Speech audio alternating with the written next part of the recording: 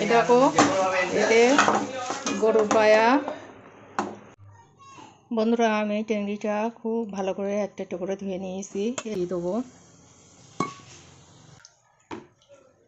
দিয়ে দেবো পানি,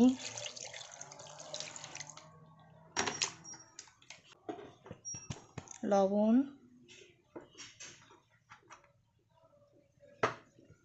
হলুদ,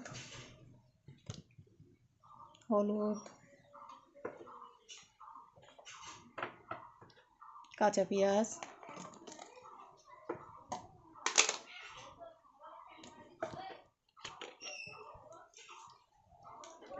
সরষের তেল,